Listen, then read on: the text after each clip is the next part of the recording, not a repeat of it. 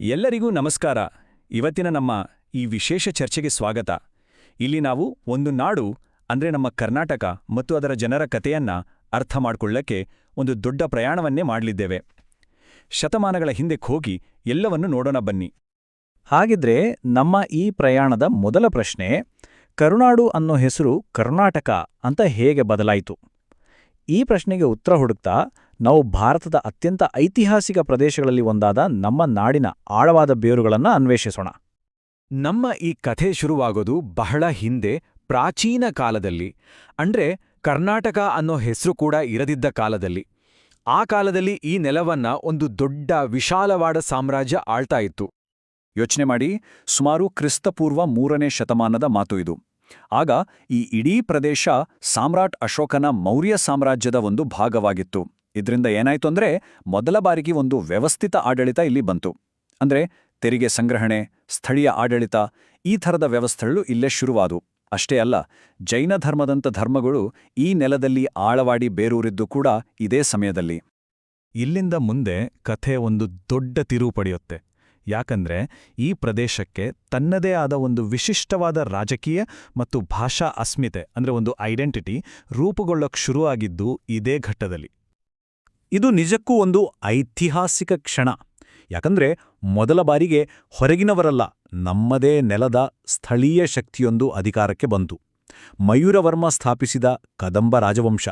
ಇದು ಮುಂದೆ ಒಂದು ವಿಶಿಷ್ಟವಾದ ಕನ್ನಡ ಅಸ್ಮಿತೆ ಅನ್ನೋ ದೊಡ್ಡ ಸೌಧಕ್ಕೆ ಹಾಕಿದ ಮೊದಲ ಅಡಿಪಾಯ. ಹಾಗಿದ್ರೆ ಆರಂಭದಲ್ಲಿ ಕನ್ನಡದ ಅಡಿಪಾಯಕ್ಕೆ 2 ದೊಡ್ಡ ಆಧಾರ ಸ್ತಂಭಗಳು ಸಿಕ್ಕವು. ಅವೇ ಕದಂಬರು ಮತ್ತು ಗಂಗರು. ನೋಡಿ, ಕದಂಬರು ಕನ್ನಡ ಭಾಷೆಗೆ ರಾಜಮಟ್ಟದ ಮಾನ್ಯತೆಯನ್ನು ಕೊಟ್ರು. ಅಂದ್ರೆ ಆಡಳಿತದಲ್ಲಿ ಕನ್ನಡ ಬಳಸೋಕ್ ಶುರು ಮಾಡಿದ್ರು. ಕನ್ನಡ ಲಿಪಿಯ ಬೆಳವಣಿಗೆಗೂ ಇವರೇ ಕಾರಣ. ಇನ್ನೊಂದು ಕಡೆ ದಕ್ಷಿಣ ಕರ್ನಾಟಕವನ್ನ ಆಳುತ್ತಿದ್ದ ಗಂಗರು ಶ್ರವಣಬೆಳಗೊಳದಂಥ ದೊಡ್ಡ ಜೈನ ಕೇಂದ್ರಗಳನ್ನು ಪೋಷಿಸಿದ್ರು. ಹೀಗೆ ಒಂದು ಕಡೆ ಭಾಷೆ, ಇನ್ನೊಂದು ಕಡೆ ಸಂಸ್ಕೃತಿ, ಎರಡೂ ಗಟ್ಟಿಯಾದವು. ಇಲ್ಲಿಯವರೆಗೂ ನೋಡಿದ್ದು ಅಡಿಪಾಯ. ಈಗ ನಾವು ಪ್ರವೇಶ ಮಾಡ್ತಿರೋದು ಸುವರ್ಣ ಯುಗಕ್ಕೆ. ಕನ್ನಡದ ಶಕ್ತಿ, ಕಲೆ, ಸಂಸ್ಕೃತಿ ಇಡೀ ಭಾರತದಾದ್ಯಂತ ಪಸರಿಸಿದ, ವೈಭವದಿಂದ ಮೆರೆದ ಮಹಾ ಸಾಮ್ರಾಜ್ಯಗಳ ಕಾಲಘಟ್ಟವಿದು. ಈ ಟೈಮ್ಲೈನ್ ಒಮ್ಮೆ ಗಮನಿಸಿ. ಕ್ರಿಸ್ತಶಕ 543ರಲ್ಲಿ ಬಾದಾಮಿ ಚಾಲುಕ್ಯರ ಉದಯದಿಂದ ಶುರುವಾಗಿ ರಾಷ್ಟ್ರಕೂಟರು, ಹೊಯ್ಸಳರು, ಕೊನೆಗೆ ವಿಜಯನಗರ ಸಾಮ್ರಾಜ್ಯದವರೆಗೂ ಇದು ಸುಮಾರು 1000 ವರ್ಷಗಳ ಒಂದು ಅದ್ಭುತ ಪ್ರಯಾಣದ ಕತೆ. ಒಂದರ ನಂತರ ಒಂದು ಬಂದ ಈ ಶಕ್ತಿಶಾಲಿ ರಾಜವಂಶಗಳು ದಕ್ಷಿಣ ಭಾರತದ ಇತಿಹಾಸಕ್ಕೆ ಹೊಸ ರೂಪವನ್ನೇ ಕೊಟ್ಟಿದ್ದು ಸುಳ್ಳಲ್ಲ. ಇಲ್ಲಿ ನಿಜಕ್ಕೂ ಒಂದು ಇಂಟ್ರೆಸ್ಟಿಂಗ್ ವಿಷಯ ಇದೆ ನೋಡಿ. ಪ್ರತಿಯೊಂದು ಸಾಮ್ರಾಜ್ಯಕ್ಕೂ ತನ್ನದೇ ಆದ ಒಂದು ಸ್ಪೆಷಾಲಿಟಿ ಇತ್ತು.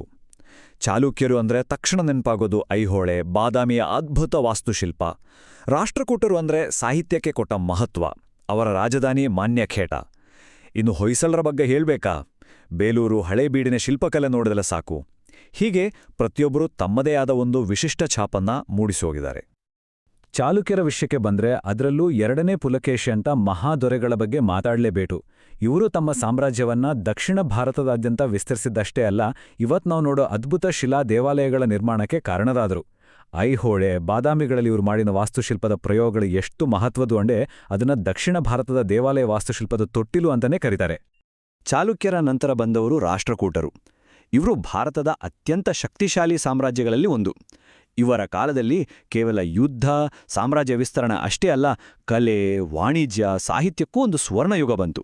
ಅಷ್ಟೇ ಅಲ್ಲ, ಇವರ ಕಾಲದಲ್ಲಿಯೇ ಕನ್ನಡ ಸಾಹಿತ್ಯದ ಒಂದು ಬಹುದೊಡ್ಡ ಮೈಲಿಗಲ್ಲು ಸ್ಥಾಪನೆಯಾಗಿತ್ತು. ಅದೇ ಕವಿರಾಜ ಮಾರ್ಗ. ಇದು ಕನ್ನಡದಲ್ಲಿ ನಮಗೆ ಸಿಕ್ಕಿರುವ ಮೊದಲ ಸಾಹಿತ್ಯ ಕೃತಿ. ರಾಜ ಅಮೋಘವರ್ಷ ನೃಪತುಂಗನ ಕಾಲದಲ್ಲಿ ರಚನೆಯಾದ ಇದು ಕೇವಲ ಒಂದು ಕಾವ್ಯ ಆಗಿರಲಿಲ್ಲ. ಇದು ಮುಂದಿನ ಕವಿಗಳಿಗೆ ಒಂದು ರೀತಿಯ ಕೈಪಿಡಿ, ಒಂದು ಗೈಡ್ ಬುಕ್ ಆಗಿತ್ತು. ಕನ್ನಡ ಸಾಹಿತ್ಯ ಎಷ್ಟು ಶ್ರೀಮಂತವಾಗಿತ್ತು ಎನ್ನುವುದಕ್ಕೆ ಇದು ಜೀವಂತ ಸಾಕ್ಷಿ. ರಾಷ್ಟ್ರಕೂಟರ ನಂತರ ಬರೋದು ಹೊಯ್ಸಳರು. ಹೊಯ್ಸಳರು ಅಂದ ತಕ್ಷಣ ನಮಗೆ ನೆನಪಾಗೋದು ಬೇಲೂರು, ಹಳೇಬೀಡು, ಸೋಮನಾಥಪುರ. ಅಲ್ಲಿರೋ ಆ ಅದ್ಭುತ ಸಂಕೀರ್ಣವಾದ ಶಿಲ್ಪಕಲೆ ನೋಡಿದ್ರೆ ಮೈ ಜುಮ್ಮೆನ್ನುತ್ತೆ. ಅವರ ಆ ನಕ್ಷತ್ರಾಕಾರದ ದೇವಾಲಯಗಳು, ಕಲ್ಲಿನಲ್ಲಿ ಅರಳಿದ ಆ ಕಲಾಕೃತಿಗಳು ನಿಜಕ್ಕೂ ನಮ್ಮ ನಾಡಿನ ಕಲಾ ಇತಿಹಾಸದ ಒಂದು ಉಚ್ಚಸ್ಥಾಯಿ ಎಂದರೆ ತಪ್ಪಾಗಲ್ಲ. ಈ ಎಲ್ಲ ಸಾಮ್ರಾಜ್ಯಗಳ ನಂತರ ಕತೆ ತನ್ನ ಶಿಖರಕ್ಕೆ ತಲುಪುತ್ತೆ. ಅದುವೇ ವಿಜಯನಗರ ಸಾಮ್ರಾಜ್ಯ. ದಕ್ಷಿಣ ಭಾರತ ಕಂಡ ಕೊನೆಯ ಮಹಾನ್ ಸಾಮ್ರಾಜ್ಯ. ಸಂಸ್ಕೃತಿ, ಕಲೆ ಮತ್ತು ಸಮೃದ್ಧಿಯ ಒಂದು ಭಗ್ರಕೋಟೆ. ಹೇಗೆ ನಿರ್ಮಾಣವಾಯಿತು ಅಂತ ಈಗ ನೋಡೋಣ. ವಿಜಯನಗರ ಸಾಮ್ರಾಜ್ಯ. ಹರಿಹರ ಮತ್ತು ಬುಕ್ಕರಾಯರಿಂದ ಸ್ಥಾಪನೆಯಾದ ಈ ಸಾಮ್ರಾಜ್ಯ ಶ್ರೀಕೃಷ್ಣದೇವರಾಯರ ಕಾಲದಲ್ಲಿ ತನ್ನ ಉತ್ತುಂಗಕ್ಕೆ ತಲುಪಿತ್ತು. ಆ ಕಾಲದಲ್ಲಿ ಕಲೆ, ಸಾಹಿತ್ಯ, ಕೃಷಿ ಎಲ್ಲವೂ ಪ್ರವರ್ಧಮಾನಕ್ಕೆ ಬಂದು ಅದರ ರಾಜಧಾನಿ ಹಂಪಿ ಇವತ್ತು ಯುನೆಸ್ಕೋ ವಿಶ್ವ ಪರಂಪರೆಯ ತಾಣ. ಆ ಹಾಳು ಹಂಪಿಯಲ್ಲಿ ಇವತ್ತಿಗೂ ಆ ಸಾಮ್ರಾಜ್ಯದ ವೈಭವದ ಕಥೆ ಕೇಳಿಸುತ್ತೆ. ಆದ್ರೆ ವಿಜಯನಗರದ ಪತನದ ನಂತರ ಎಲ್ಲವೂ ಬದಲಾಯಿತು. ಅದು ಒಂದು ದೊಡ್ಡ ಪರಿವರ್ತನೆಯ ಕಾಲ. ಸಂಘರ್ಷ ಮತ್ತು ಏಕೀಕರಣದ ಮೂಲಕ ಆಧುನಿಕ ಕರ್ನಾಟಕ ರಾಜ್ಯದ ಉದಯಕ್ಕೆ ವೇದಿಕೆ ಸಿದ್ಧವಾಗಿದ್ದು ಇದೇ ಸಮಯದಲ್ಲಿ. ಹಾಗಿದ್ರೆ ಈ ಪಯಣ ಹೇಗಿತ್ತು ನೋಡಿ. ಮೊದಲು ವಿಜಯನಗರದ ನಂತರ ಮೈಸೂರಿನ ಒಡೆಯರು ಅಧಿಕಾರಕ್ಕೆ ಬರ್ತಾರೆ. ಆಮೇಲೆ ಹೈದರಲಿ ಮತ್ತು ಟಿಪ್ಪು ಸುಲ್ತಾನ್ ಬ್ರಿಟಿಷರ ವಿರುದ್ಧ ದೊಡ್ಡ ಹೋರಾಟವನ್ನೇ ಮಾಡ್ತಾರೆ. ಆದರೆ 1999ರಲ್ಲಿ ಟಿಪ್ಪುವಿನ ಮರಣದ ನಂತರ ಮೈಸೂರು ಬ್ರಿಟಿಷರ ಪ್ರಭಾವಕ್ಕೆ ಒಳಪಡುತ್ತೆ. ಕೊನೆಗೆ ಭಾರತಕ್ಕೆ ಸ್ವಾತಂತ್ರ್ಯ ಸಿಕ್ಕ ಮೇಲೆ 1956ರಲ್ಲಿ ಎಲ್ಲಾ ಕನ್ನಡ ಮಾತಾಡೋ ಪ್ರದೇಶಗಳನ್ನ ಸೇರಿಸಿ ರಾಜ್ಯ ರಚನೆ ಆಗುತ್ತೆ. ಇದು ನಿಜಕ್ಕೂ ಒಂದು ಪ್ರಕ್ಷುಬ್ಧ ಪ್ರಯಾಣ. ಒಂದ್ ನಿಮಿಷ, 1956ಅಲ್ಲಿ ರಾಜ್ಯ ರಚನೆ ಆಯಿತು, ಸರಿ. ಆದರೆ ಈ ಒಂದು ವರ್ಷವನ್ನ ನಾವು ಮರೆಯೋ ಹಾಗಿಲ್ಲ. 1973 ಇದೊಂದು ಬಹಳ ಮುಖ್ಯವಾದ ವರ್ಷ. ಯಾಕಂದ್ರೆ ಇದೇ ವರ್ಷದಲ್ಲಿ ಮೈಸೂರು ರಾಜ್ಯ ಅನ್ನೋ ಹೆಸರನ್ನ ಅಧಿಕೃತವಾಗಿ ಕರ್ನಾಟಕ ಅಂತ ಬದಲಾಯಿಸಲಾಯಿತು. ಇದು ಕೇವಲ ಹೆಸರು ಬದಲಾವಣೆ ಅಲ್ಲ, ಅದು ನಮ್ಮ ನಾಡಿನ ಸಾವಿರಾರು ವರ್ಷಗಳ ಐತಿಹಾಸಿಕ ಅಸ್ಮಿತೆಗೆ ಸಿಕ್ಕ ಒಂದು ದೊಡ್ಡ ಗೌರವ, ಒಂದು ಮನ್ನಣೆ. ಪ್ರಾಚೀನ ಸಾಮ್ರಾಜ್ಯಗಳ ವೈಭವದಿಂದ ಶುರುವಾಗಿ ಇವತ್ತು ತಂತ್ರಜ್ಞಾನ ಮತ್ತು ಸಂಸ್ಕೃತಿಯಲ್ಲಿ ಜಗತ್ತನ್ನೇ ಮುನ್ನಡೆಸುವ ಆಧುನಿಕ ಶಕ್ತಿಯಾಗುವವರೆಗೆ ಕರ್ನಾಟಕದ ಕಥೆ ಇನ್ನೂ ಮುಗಿದಿಲ್ಲ. ಅದು ಇವತ್ತಿಗೂ ಈ ಕ್ಷಣದಲ್ಲೂ ಬರೆಯಲ್ಪಡುತ್ತಲೇ ಇದೆ. ಹಾಗಿದ್ರೆ ಈ ಶ್ರೀಮಂತ ಇತಿಹಾಸದ ಮುಂದಿನ ಅಧ್ಯಾಯ ಏನಾಗಿರ್ಬೋದು?